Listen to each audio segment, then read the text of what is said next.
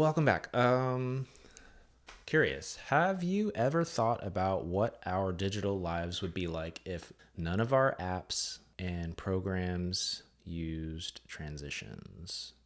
Think about it. No fades, no screens moving from bottom to top, no smooth expanding containers. It's a world without the visual dance that guides us through the digital realm. I mean, it used to be like that. Let's not date ourselves here. So let's dive into this and explore the magic behind transitions and their impact on our digital experiences. So just about everything that we experience in life comes with a transition. Nature transitions from fall to winter. Human interactions transition from friendly to aggressive. Evolution dictates that everything changes over time. Entertainment, like the written narratives, visually and audibly, transition emotionally.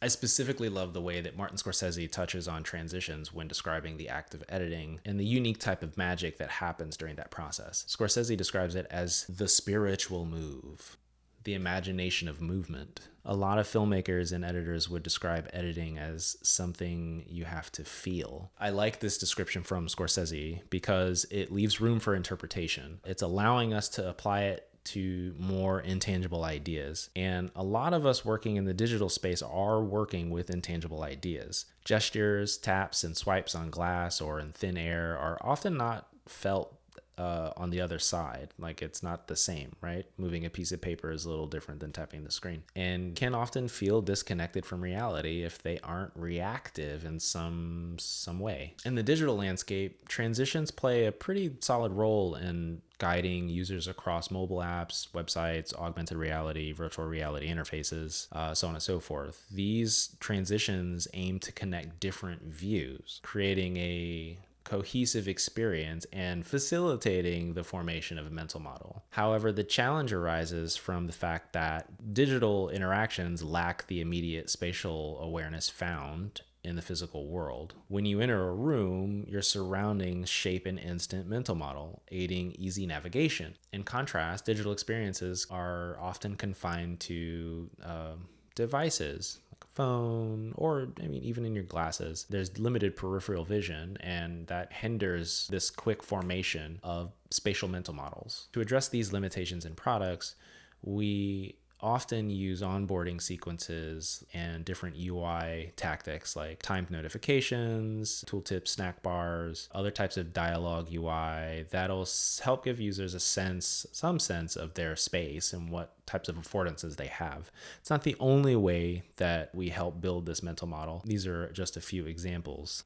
However, as digital experiences evolve to become more information and interaction dense, the effectiveness of these onboarding approaches might diminish. We might find ourselves inundated with onboarding sequences akin to being constantly solicited to, making the overall experience less user-friendly and potentially quite frustrating. As we advance in the digital realm, finding more scalable approaches to introduce complex user interfaces and information hierarchies becomes imperative. So, how do we use transitions to mitigate this effect and account for the growing need for spatial affordances and familiarity in digital products?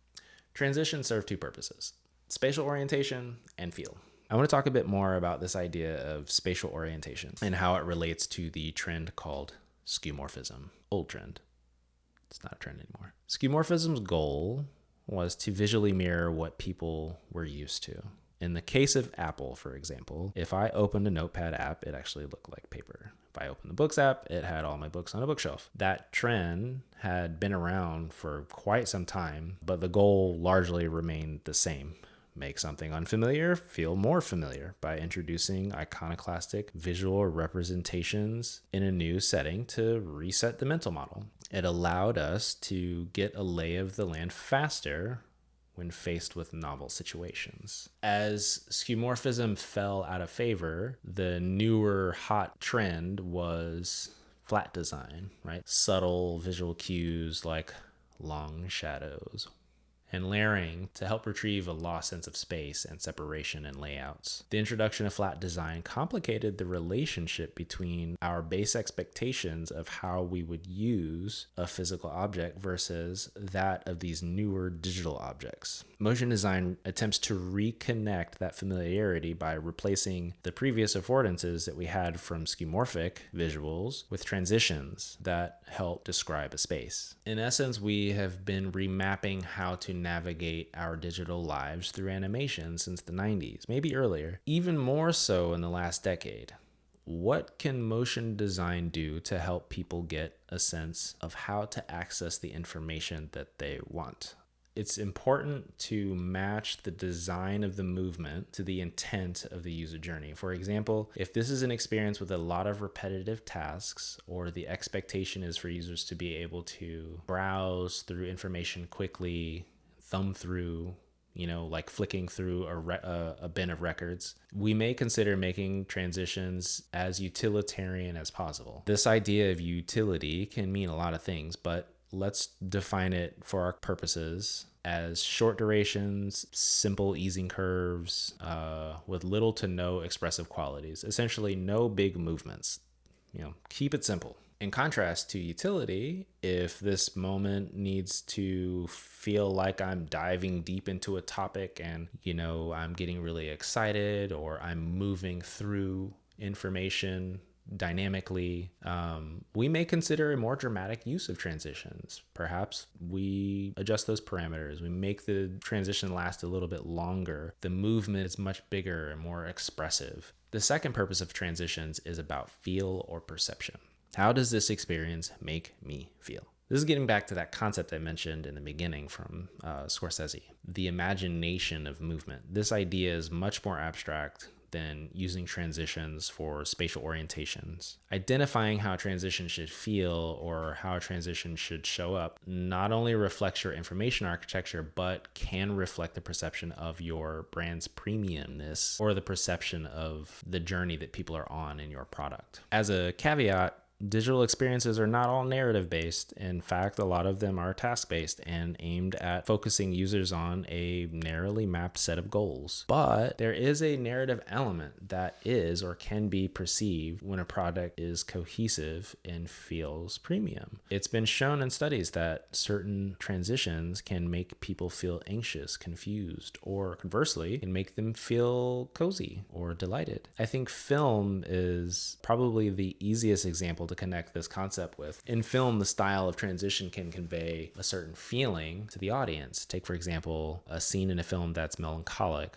The difference in feel of a crossfade versus a fade to black, along with the preceding context, will determine how the audience will perceive that particular moment. Take any Transformers trailer. They use a mix of hard cuts and fading in and out to black throughout the trailer to convey drama and energy. The fades build the tension and the drama and show a passage of time, while the cuts create that energetic sequence that can often feel quite chaotic. Editing is intentional and driven by narrative purposes and how it makes the audience feel. Transitions in digital products don't necessarily do this now for various reasons, but I can definitely see us using transitions in a more intentional way in the future. As digital experiences expand into our living rooms and virtual spaces and hardware becomes more capable, we may start to see transitions being used not only for functional purposes, but also for narrative purposes, which I think is super exciting. Overall, this type of framework,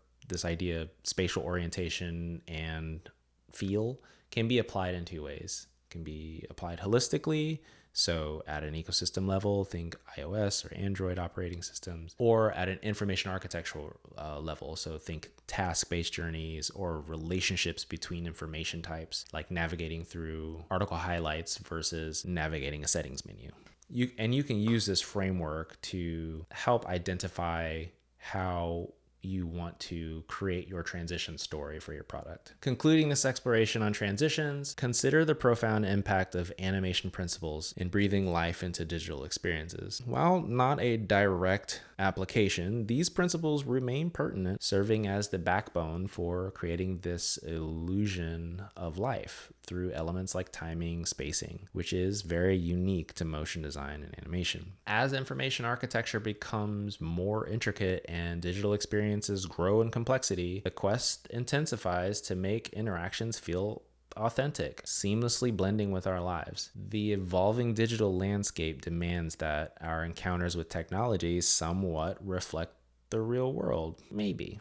That's my take. The less control we feel over our digital surroundings, the less likely we are to engage deeply with an experience. This extends beyond mere toggles and settings. It's about the visceral sense of manipulating elements in real time and connecting with ideas, concepts, and emotions in a product experience or with a brand.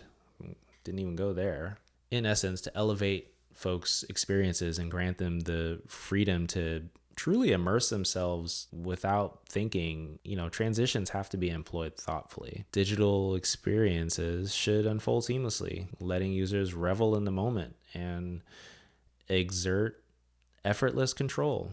The future of digital interaction lies in the artful integration of transitions, making technology not just a tool, but an intuitive and immersive extension of our daily lives, of us. That's all I got today.